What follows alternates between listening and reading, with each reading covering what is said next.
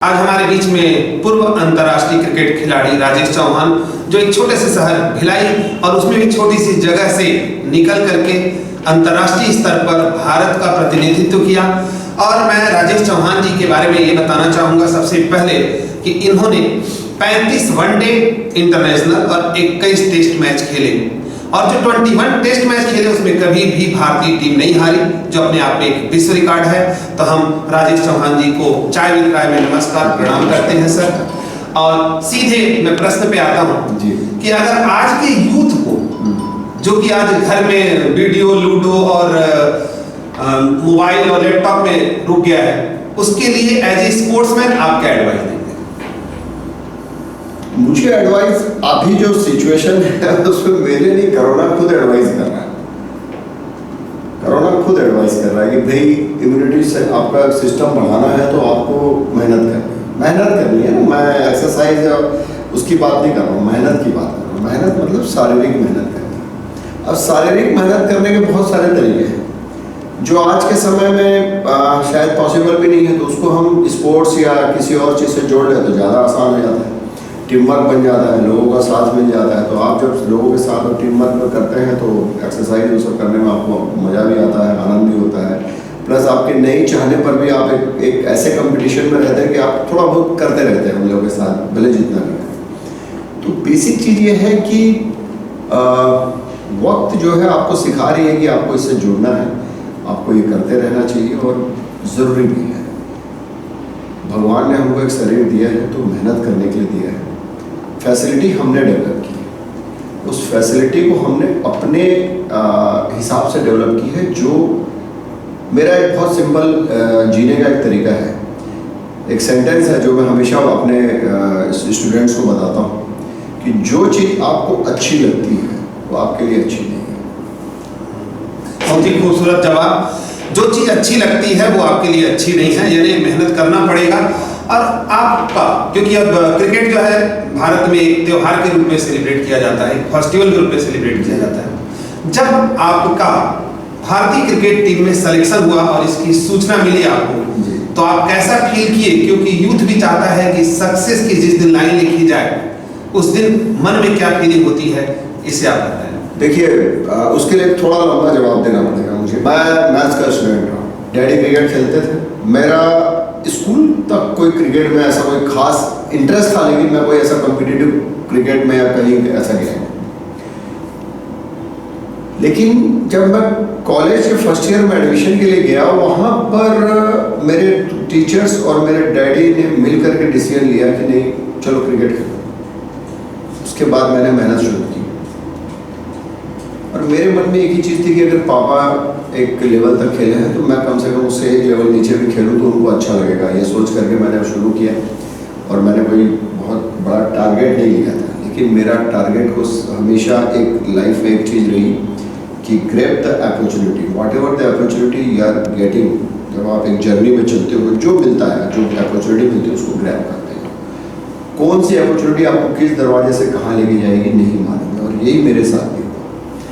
मुझे अपॉर्चुनिटी मिलती गई, चली गई क्रिकेट में, मैं उसको ग्रैब करता चला गया और मैं उसमें परफॉर्म करते करते मैं एक ऐसी जगह चला गया मतलब जहाँ बहुत ही एवरेज क्रिकेटर होने के बावजूद मेरा परफॉर्मेंस लेवल बहुत हाई था। और जब 92 नवंबर की बात है, नवंबर दिसंबर, इंग्लैंड की टीम आई हुई थी और हम लोग एक साइड गेम लखनऊ में खेल करके शताब्दी एक्सप्रेस से हम लोग रिटर्न आ रहे थे शाम को और टीम डिक्लेयर होने वाली थी। तो जब टीम डिक्लेयर हुई शाम को, तो उस वक्त मोबाइल या ऐसा कुछ तो था नहीं, टीवी पे ही न्यूज़ मिल सकती थी या फ़ोन पे, और हम लोग ट्रेन में थे, जर्नी कर रहे थे। तो जब हम दिल्ली पहुँचे और मैं होटल में चेक इन किया, तब मुझे पता लगा टीवी के थ्रू कि भाई मेरा सिलेक्शन हो गया। तो और इन बिटवीन 1-2 साल के अंदर हुआ ये था कि मैं अपने पिताजी मेरे चल बसे थे, तो बड़ी अजीब सी स्थिति थी कि मैं एंजॉय करूं या गम मनाऊं, कि जिसके लिए मैंने किया वो मेरे साथ नहीं है। और आज मैं एक ऐसे मुकाम पे पहुंचा हूँ और मैं होटल के रूम में अकेला बैठ करके वो चीज़ सोच रहा था। करीब 15 मिनट मुझ पर सोचता है, फिर मुझे लगा कि नहीं, उनका एक आशीर्वाद है जो मुझे मिला हुआ है और जिसकी वजह से मैं यहाँ तक पहुँचा हूँ। तो उस वक्त मैंने ये डिसाइड किया कि अब जितनी भी मौके मिलेंगे मुझे, उस पर मुझे अच्छा करना है और वो उनके लिए करना है मुझे। बस ये सोचते हुए मैंने आगे की सारी क्रिकेट खेली। और वो एक ऐसा फीलिंग रहता है, मतलब हर वो पहला आपका अचीवमेंट, वो फीलिंग को आप वर्ड्स में एक्सप्रेस नहीं कर सकते। चाहे वो मेरा पहला ग्राउंड टेस्ट मैच में ग्राउंड के अंदर जाना हो, चाहे वो मेरी पहली सफलता क्रिकेट की राजनांदगांव के रणजी ट्रॉफी मैच की हो, चाहे मेरी पढ़ाई के अंदर मेरा स्कूल के अंदर मेरा टॉप करना और उसका पहला अवार्ड हो, कोई भी चीज़ जो ऐसी उसको एक्सप्रेस करना बहुत डिफिकल्ट होता है। लेकिन ये जरूर कह सकता हूँ कि वो एक दिमाग के एक ऐसे हिस्से में बैठ जाता है कि जब आप दूसरों से बात करते हो तो उस चीज़ को आप सामने रखते हुए बात करते हैं कि ये फीलिंग अगर इस बच्चे को या इस व्यक्ति को मिलेगी तो उसको कैसा लगेगा, वो आगे क्या सोचेगा और करियर को कैसे बनाएगा, और वही हम आगे फॉरवर्ड करते हैं। सक्सेस या पहली सफलता की फीलिंग को शब्दों में एक्सप्लेन करना, शब्दों में व्यक्त करना, पूर्व अंतर्राष्ट्रीय क्रिकेट खिलाड़ी राजेश चौहान जी का कहना है कि बहुत कठिन है। वो फीलिंग है, लेकिन जब हम किसी से बात करते हैं या यूथ जब सफल होगा किसी से बात करेगा तो निश्चित तौर से उस फीलिंग के साथ या यह सोचते हुए कि सामने वाले को अगर ऐसी सफलता मिलती तो वो क्या सोचता, क्या फीलिंग रखता। मैं राजेश चौहान जी आपसे ये पूछना चाहूँगा कि एक ऐसा स्ट्रेस का समय रहा होगा जब पाकिस्तान के खिलाफ मैच चल रहा था और लास्ट बॉल पे आपने 6 मार करके वो मैच जिताया था। तो उस समय एक, चूंकि आप एक बैट्समैन तो थे नहीं और लास्ट बॉल में हमको 6 मारना है मैच जीतने के लिए, तो वो स्ट्रेस का वो पीरियड कैसा रहा? यूथ आजकल छोटे स्ट्रेस नहीं सह पा रहे, वो क्या रहा होगा? नहीं देखिए, वो मतलब उसमें भी ये था कि बहुत अजीब सी स्थिति थी हमारी। मैं उस पर थोड़ा सा पीछे हाईलाइट करूंगा कि सचिन कैप्टन थे और सचिन ने ज़्यादा लंबी कैप्टनसी की नहीं हिंदुस्तान के, और हम कभी पाकिस्तान में जीते नहीं थे। बहुत सारी चीज़ें ऐसी थी जो पीछे चल रही थी हम लोग के, मतलब ड्रेसिंग रूम के अंदर जब ये मैच चल रहा था। इसके पहले वाला मैच था वो हम हार चुके थे। दूसरा मैच था, बड़ी अजीब सी स्थिति थी और बहुत लंबी पार्टनरशिप हो गई थी रॉबिन सिंह और सब अग्रणी के बीच में। मैच हम शुरू में हार चुके थे, लेकिन उन दोनों ने पार्टनरशिप करके उस मैच को एक ऐसी स्थिति में लाके खड़ा कर दिया था जहां हमें जीत दिखाई देने लग गई थी। तो सचिन और विनोद कांबली, ये दोनों मैं जब बैट करके खड़ा था और हम लोग डिस्कशन में थे, तो ये दोनों मुझे गाइड कर रहे थे कि जाओगे तो अगर वकार बॉल डाल रहा होगा तो ऐसा डालेगा, स्पिनर्स आएंगे तो सकीम मुश्ताक ऐसा डालेगा, तो ध्यान रखना। मतलब ये सारी चीज़ें हम लोग करीब आधे घंटे से डिस्कशन में था हमारे।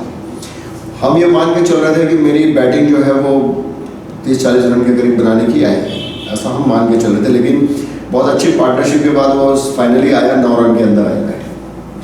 तो जब मैं अंदर गया तो रॉबिन को भी मैंने देखा, रॉबिन सब अग्रणी आउट होकर आ गए। रॉबिन इतना एक्साइटेड था कि उसे ये पता ही नहीं चला कि उसने लास्ट बॉल पे एक वकार का एक बॉल था, उस बॉल पे मैंने सिंगल ले लिया। वो इतने प्रेशर में था कि वो सिंगल उसको लेना नहीं था, लेकिन वो सिंगल ले लिया उसने। देन ये रियलाइज कि वो मिस्टेक कर गया, मुझे फेसिंग करनी है सकीम मुश्ताक को। तो वो इतना प्रेशर में आके, Rajesh give me this try. I said okay, I will give this try. तो मेरा जो माइंड था, मेरे माइंड में ये था कि ये सीनियर है, ये 50, 60, 70 पे खेल रहा है, पिछले 1.5 घंटे से बैटिंग कर रहा है। तो नॉर्मली होता ये है कि हम रिस्पॉन्सिबिलिटी उसी को दे देते हैं।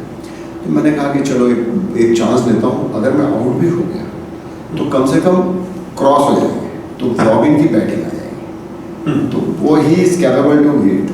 तो मैंने जस्ट चांस लिया, मैं सक्सेस हो गया। वही वाली बात है, अपॉर्चुनिटी मिली, ग्रैब किया, सक्सेस हो गया। वो सक्सेस ऐसा रहा कि आज मेरे जीवन का एक ऐसा वो माइलस्टोन बन गया कि जो लोग जिसके कारण मुझे पहचान बना ली, मेरी पहचान बनी। जब क्रिकेट ग्राउंड में आप लोग उतरते हैं, कई बार ऐसा होता है जैसे ईडन गार्डन में अगर मैच चल रहा हो जहां आप खेले हैं, तो वहाँ लाखों लोग होते हैं, उनकी तालियां, उनका हल्ला, उनका शोरगुल, और उसके बीच में जब उतरता है व्यक्ति या एक बैट्समैन या एक बॉलर जब बॉलिंग करने उतरता है, तो क्या स्ट्रेस का क्या लेवल होता है या खुशी का क्या लेवल होता है? ये क्योंकि हमारे एक सौभाग्य की बात है, भिलाई के यूथ के लिए सौभाग्य की बात है कि पूर्व अंतर्राष्ट्रीय क्रिकेट खिलाड़ी राजेश चौहान जी यहाँ बैठ के आपको बता रहे हैं, सीखना आपको है। तो आप उस स्ट्रेस और उस खुशी दोनों के कॉम्बिनेशन को? 10,000 क्रिकेटर आज की डेट में हिंदुस्तान में खेलते हैं कॉम्पिटिटिव क्रिकेट, जो बोर्ड के रिकॉग्नाइज टूर्नामेंट्स, उसमें से हर साल टीम के अंदर अगर इंक्लूड करना है तो 2 ही जगह बनती है।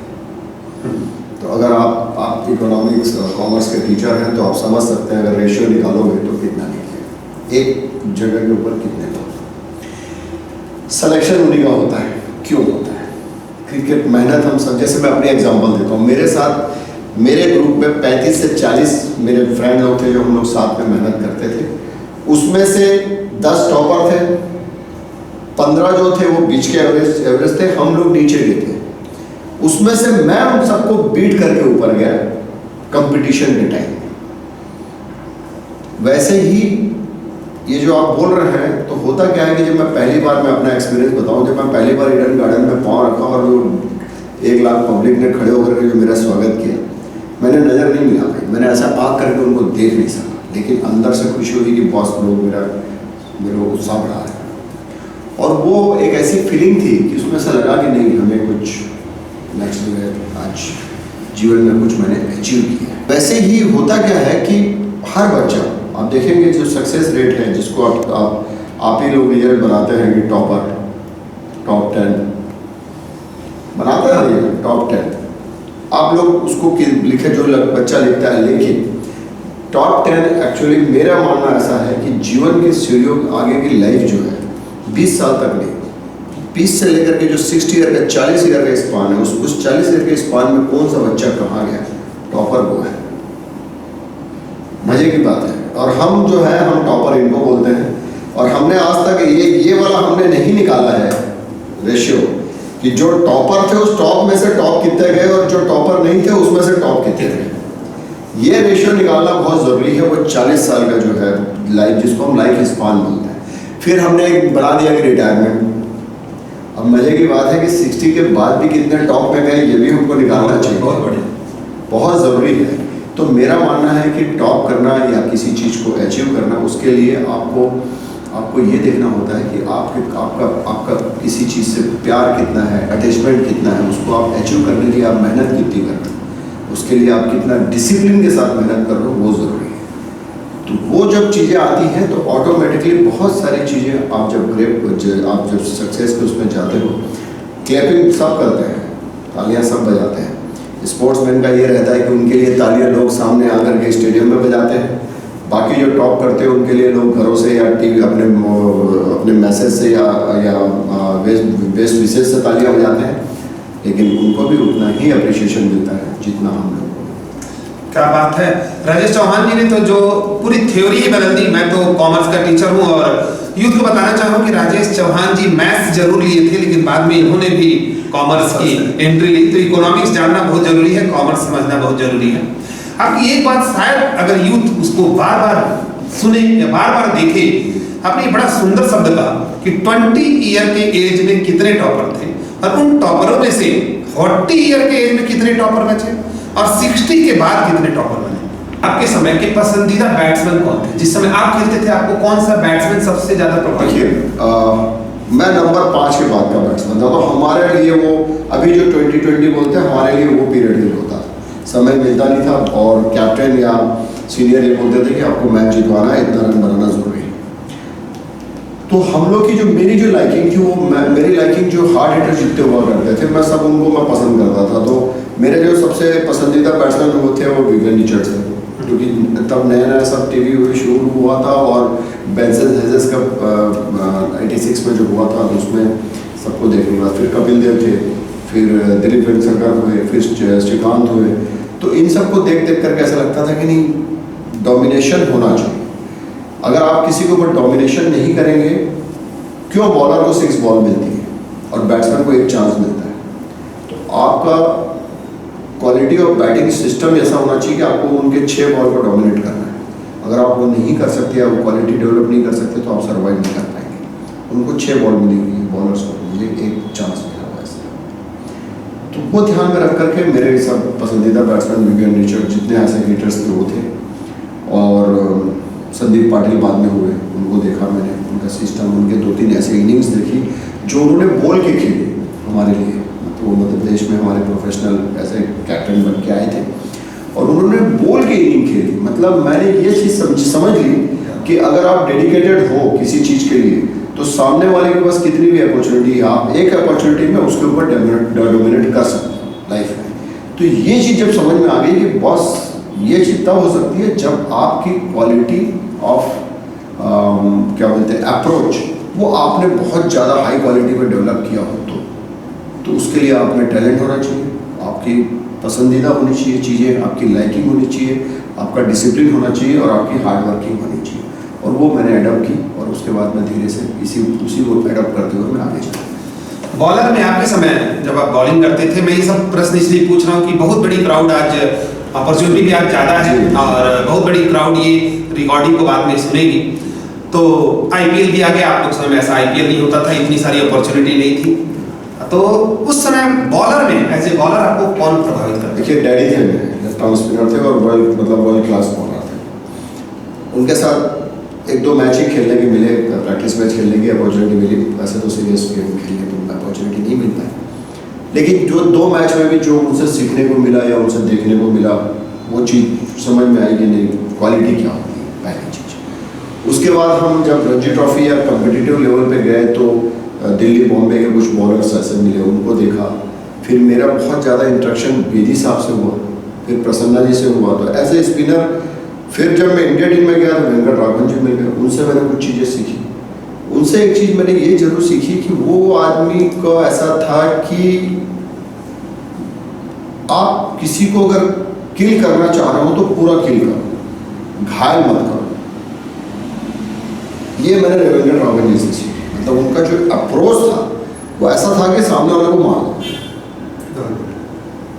तो वो चीज़ मुझे लगा कि ये क्यों ऐसा बोल रहे हैं। बाद में जब मैंने संदीप पाटिल जी को जब वो चीज़ से मैंने जब कंपेयर किया, तब मैंने समझा कि नहीं बॉस, अगर आपको डोमिनेट करना है तो ये फीलिंग, ये एटीट्यूड आप में होना चाहिए।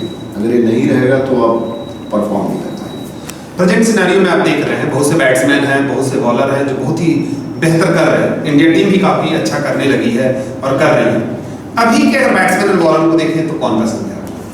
अभी के उसमें देखिए, एक तो रोहित अभी है, कोहली है, सचिन तो हो गए, रिटायर हो गए, धोनी थे।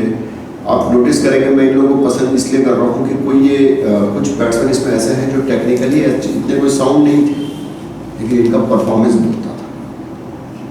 Performance according to situation, that is the best part. वो चीज़ वो होनी चाहिए और वो होती थी। तो ये 2 बैट्समैन ऐसे हैं, कुछ बाहर के बैट्समैन हैं, स्मिथ है, फिर मैं डिविलियर्स हैं, कुछ ऐसे बैट्समैन थे जिन्होंने सिचुएशन को वो कंट्रोल खुद करते हैं। तो ये देख करके अच्छा लगता है कि आप, फिर मैं हमेशा एक चीज़ बता रहा हूँ कि मैं 6 अगेंस्ट 1 रेशियो मेरा ये है कि 6 बॉल के अगेंस्ट आप एक अपॉर्चुनिटी, एक बॉल, उस पर आप खेल रहे हो और आप परफॉर्म कर रहे हो। तो आज के टाइम में ऐसे बैट्समैनों को मैं अप्रिशिएट करता हूँ कि अगर वो डोमिनेट करते हैं। बॉलर्स में ऐसा है कि जितने 3 फॉर्मेट हैं, 3 फॉर्मेट में 20-20, 50 ओवर्स और टेस्ट मैचेस, अगर आप में ये क्वालिटी है कि आप तीनों फॉर्मेट के अंदर अगर आप डोमिनेशन करते हो तो आपको उतनी मेहनत करनी पड़ेगी और उस ढंग से बॉल डालना पड़ेगा, नहीं तो आप ख़त्म हो जाएंगे। आपका मेंटल वही स्ट्रेस वाली बात आती है, 20-20 में मार खानी है, उससे बचना है। 50 ओवर्स में मार भी खानी है, बच भी सकते हैं, लेकिन मैच को भी जिताना है। टेस्ट मैच ऐसा है कि आपका भी टेस्ट है तो सामने वाले का भी टेस्ट है, पैशंस और सारा कुछ होना चाहिए और आपको लड़ना भी पड़ेगा, इतने आसानी से चीज़ें नहीं मिलती।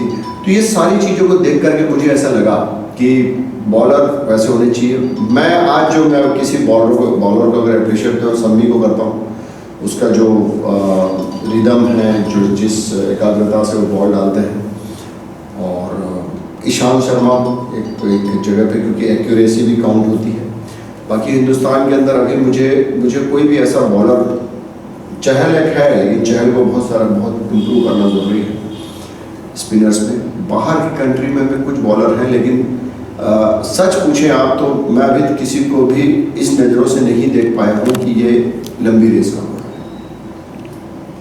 बुमराह के बारे में बहुत बात चलती है कि बुमराह जो है, देखिए बुमराह एक ऐसा बॉलर है जो टीम मैच विनर बॉलर है, लेकिन मैं अगर मुझसे आप पूछे तो बुमराह को 2020 नहीं खेलना चाहिए, उसको हमें वनडे और टेस्ट मैच के लिए बचा कर रखना चाहिए। वो एक ऐसा बॉलर है। 2020 मैंने फिर कहा कि वो एक ऐसा गेम है कि 4 ओवर की बॉल को मैं क्रिकेट नहीं मानता। 24 बॉल फेंकने के लिए मुझे मेहनत करके वो करना पड़े, मैं नहीं मानता। तो बड़ा सिंपल सा है कि मैं थोड़ा सा ऑर्थोडॉक्स क्रिकेटर हूँ, पीछे के ज़माने में थोड़ा चला जाता हूँ। तो हाँ, मैं इसलिए पुजारा को अप्रिशिएट करता हूँ कि उसने 2020 को अडॉप्ट नहीं किया। मैं आपको एक चीज़ बता दूँ, लोगों को नहीं मालूम है, Pujara is the good hitter of the ball, है ना, लेकिन वो 2020 नहीं खेलता है। अगर वो 2020 खेलेगा तो वो आज की डेट में बहुत सक्सेस रहेगा, लेकिन वो नहीं खेलता है। क्यों? क्योंकि उसको पता है कि एक बार मैं उस माइंड सेट में चला गया तो मुझे टेस्ट में मुझे दिक्कत हो जाएगी। ब्रेन को और रिस्ट को कंट्रोल करने के लिए जो चाहिए वो बिल्कुल ठीक कर रहा है। वैसे ही बुमराह का है। वैसे ही मेरा मानना है कि जिन लोगों को लंबी क्रिकेट खेलनी हो उनको 2020 नहीं खेलनी चाहिए। रोहित बहुत अच्छे प्लेयर हैं, लेकिन मुझे की बात है कि 2020 में उनके रिकॉर्ड इतने अच्छे हैं कि वो उनको खुद लालच भी है और लोग चाहते हैं कि वो 2020 खेलें, लेकिन अगर उनको टेस्ट मैच में सर्वाइव होना है तो उनको 2020 नहीं खेलना चाहिए। क्योंकि आप लोग के समय जो भी क्रिकेटर हुए हैं जिनसे कभी मेरी ऐसा वक्त मिला है तो उनका कहना ये था कि क्रिकेट जो है टेस्ट मैच ही है, असली परीक्षा जो है टेस्ट मैच ही है। तो मैं भी अपने क्लास में बच्चों को कहता हूँ कि जो एक चैप्टर का टेस्ट होता है उसका कोई मतलब नहीं है, जो 2 चैप्टर का टेस्ट है उसका कोई मतलब नहीं है। रियल में जो 3 आवर जो टेस्ट देते हो उसी का सबसे ज़्यादा इम्पोर्टेंस है। वो भी वनडे है। हाँ। आप मतलब अगर आपको रियल टेस्ट, फिर वही मैं वहीं पे आता हूँ कि 20 साल के बाद का जो आपने जो किया, नेक्स्ट 40 इयर्स का जो टेस्ट है वो इम्पोर्टेंट है, और उसके लिए आपने अभी क्या तैयारी की है, दैट इज द इम्पोर्टेंट। जैसे अभी जो आपका कोविड का टाइम है, मैं भी तो बच्चों से पूछना चाहता हूँ कि इस कोविड के अंदर आपने नया क्या देखा और नया क्या सीखा। दोनों क्वेश्चन है मेरे उनसे, नया क्या देखा और नया क्या सीखा। नया आपने, मैं समझता हूँ कोई भी बच्चा इसका जवाब दे दे, वो ये बोलेगा कि भाई हमने नया एक देखा कि एक महामारी फैलती है, ये करती है। तो सीखा क्या? सीखा क्या? अब मैं सीखने के लिए वापस पुराने उसमें जितनी भी हम सारी पॉलिसीज हैं, झाड़ू पोछा, साफ सफाई, वेस्ट मैनेजमेंट से लेकर के सारी चीजें जो हम आज बच्चों को हाथ पकड़ के, उंगली पकड़ के सिखाना चाह रहे हैं, वही सारी चीजें चलती है। तो आप जीवन के, आप अपने आप डिसिप्लिन में आ जाते हैं। बेसिक चीजें डिसिप्लिन। खूबसूरत शब्दों से अगर कोई चीज़ यूथ को सुनना है तो आपने सीख लिया साफ सफाई और झाड़ू पोछा भी, जो पुरानी चीज़ें थी। राजेश चौहान जी, मैं ये पूछूंगा कि भिलाई कैसे लोग, कि भिलाई की में ही आपका बचपना रहा और अभी भी आप हैं भिलाई में, ऐसे कौन 2-3 लोग हैं जो आपको बहुत प्रभावित किए, जो जिनको आप अपना एक आदर्श या रोल मॉडल मान के चलते हैं? देखिए मैं बहुत ही छोटी जगह, भिलाई एक ऐसा मेट्रोपोलिटन सिटी है, जिसको सिटी या टाउन है, वहाँ से मैं ऊपर गया और मैंने अपनी क्रिकेट 1000 किलोमीटर दूर जाकर के खेली। इंदौर हमारा हेडक्वार्टर हुआ, तो वहाँ पर मैं जाकर के सिलेक्शन करवा करके मैं खेला। लेकिन क्या है, भिलाई के अंदर अगर आप 1-2 आदमी को बोलोगे तो मैं नहीं बोल सकता। मेरा इन्फ्लुएंस मेरी लाइफ में सबका है, चाहे वो जिसने वो मोची जिसने मेरा जूते सिले, वो हवा भरने वाला साइकिल मेरा बनाने वाला वो बंदा, मेरे कपड़े धोकर के देने वाला धोबी, सारे मेरे इन्फ्लुएंस उसमें है, मेरे मतलब। लेकिन बड़ी मज़ेदार चीज़ है कि भिलाई के अंदर सब पूरे हिंदुस्तान के लोग आए और हम लोगों ने सब ने एक दूसरे को यहाँ सहयोग करके हम चलते हैं। यहाँ पर बेस्ट पार्ट ये रहा। लेकिन हाँ, बेस्ट पार्ट ये था कि भिलाई, मुझे जो यहाँ पर सबसे जो मदद मिली, मेरी ब्रेड एंड बटर की प्रॉब्लम सॉल्व हुई भिलाई स्टील प्लांट की वजह से। तो होता क्या है कि जब एक यूथ एक एज के बाद जब वो कंपटीशन या लड़ाई में उतरता है, चाहे वो जीवन की हो, चाहे करियर की हो, चाहे ब्रेड एंड बटर की हो, उस वक्त आप कहाँ पर हैं, आपके सामाजिक जो दायरा है जहाँ आप रह रहे हैं, वहाँ पर आपकी ये सारी चीज़ें कितनी अवेलेबल हैं, आपको इस 3 चीज़ में कहाँ सपोर्ट मिल रहा है, दैट इज़ इम्पॉर्टेंट। कहीं पर किसी सिटी में टैलेंट बहुत है लेकिन ये सामाजिक दायरे के अंदर उनको वो सपोर्ट नहीं है, तो वहाँ के यूथ वहीं पर लड़ता रहता है और एक जगह पे जा करके फिर वो डाइल्यूट होकर के अपनी ज़िंदगी में नॉर्मल दूसरी ज़िंदगियों में चला जाता है, सक्सेस नहीं हो पाता। अभी आप देखेंगे पिछले 10 सालों से जितनी छोटी सिटी है वहाँ के बच्चे ऊपर आ रहे हैं। डैडी तो मेरे साथ, डैडी तो थे बिल्कुल। थोड़ी सी क्रिकेट खेला तो एक मेरे कोच हुआ करते थे, है अभी भी, गोपाल राव जी। फिर मेरी ज़िंदगी के अंदर मेरे जितने भी टीचर्स रहे उनका बहुत इन्फ्लुएंस रहा। मेरे लाइफ के आजू बाजू टीचरों ने घेरा बना के रखा जिससे मैं बहुत सारी चीज़ों से बचा रहा। और उसमें टीचर्स है, उसमें एक प्रमोद शिंदे शर्मा है जो कॉलेज में आकर के मेरे को मिले, जिनका इन्फ्लुएंस बहुत रहा मेरी लाइफ में। स्कूल में अगर आप जाएंगे तो स्कूल में एक राकेश मोहन सर थे, मैडम थी, 2-3 मैडम ऐसी थी, फिर प्रिंसिपल साहब थे, वो मतलब बेडेकर सर हमारे पीटीआई को वो एनसीसी भी देखते थे। तो उन सब का इन्फ्लुएंस बहुत, मतलब एक आप बोल सकते हैं कि उन कहीं ना कहीं ब्रेन में पीछे उनकी पर्सनालिटी ऐसी रही। ओसवाल सर थे फिजिक्स के। तो ऐसे करके बहुत सारे टीचर, नाम नहीं ले सकता लेकिन बहुत सारे टीचर हैं, सबके नाम नहीं मुश्किल है, लेकिन सारे टीचरों ने कहीं ना कहीं हमें एक ऐसा एग्जाम्पल दिया या हमारे सेट किया अपना एग्जाम्पल जिससे हम लोग इन्फ्लुएंस हुए, आगे बढ़े। फिर स्पोर्ट्स के अंदर अगर आप बीएसपी में आएंगे तो बीएसपी में आर डी रामचंद्रन हमारे स्पोर्ट ऑफिसर रहे, उन्होंने बहुत हेल्प की। और बलबीर सिंह साहब रहे। एक यहाँ पर जीएम हुआ करते थे मलय मुखर्जी साहब, बाद में वो बहुत लक्ष्मी मित्तल जी के यहाँ जाकर के वाइस चेयरमैन बने लंदन। उन्होंने काफ़ी मदद की क्रिकेट में और स्पोर्ट्स में, फिर लाने में, बीएसपी में। एक और ऐसा बंदा था मनिंदर सिंह, जो भिलाई स्टील प्लांट के लिए खेलता था लेकिन दिल्ली ऑफिस में था, बॉलर है, टेस्ट प्लेयर है। उन्होंने मुझे काफ़ी कह सकते हैं कि आप ऐसा सपोर्ट किया मेरे करियर में, मेरे कैरियर में, कि मैं आज एक बोलते हैं सेल्फ एनालिसिस करना खुद को, वो सिस्टम अगर मैं किसी से सीखा वो मनिंदर सिंह से सीखा। आते जाते राजेश चौहान जी, एक सिंगल लाइन में यूथ को कहना होगा तो क्या कहेंगे? जिंदगी बहुत बड़ी है और बहुत कठिन है। मैं समझता हूं कि जितने जल्दी उसको सीरियसली ले लें, जितने जल्दी, ये आपके ऊपर है कि आप उसको कितने जल्दी सीरियसली ले लेते हैं।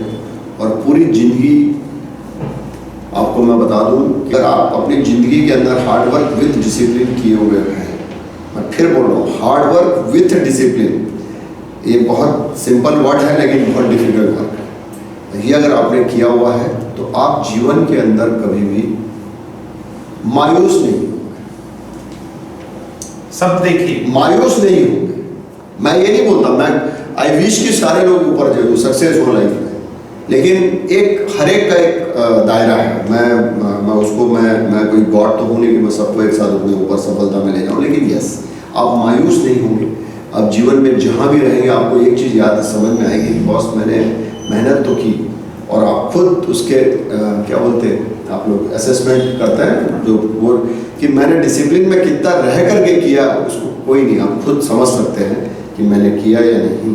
तो आपको वो मायूसी उस वक्त हेल्प करेगी कि यार गलती तो मेरी ही थी। बहुत ही बढ़िया। और अगले शनिवार हम फिर मिलेंगे चाय विद राय में किसी अलग शख्सियत के साथ। लेकिन राजेश चौहान जी ने यूथ को हार्ड वर्क विथ डिसिप्लिन, अगर ये आपकी जिंदगी में है तो आप लाइफ में कभी मायूस नहीं होंगे। कितने सुंदर शब्द हैं, इन शब्दों को आप अपने तक रखेंगे। नमस्कार।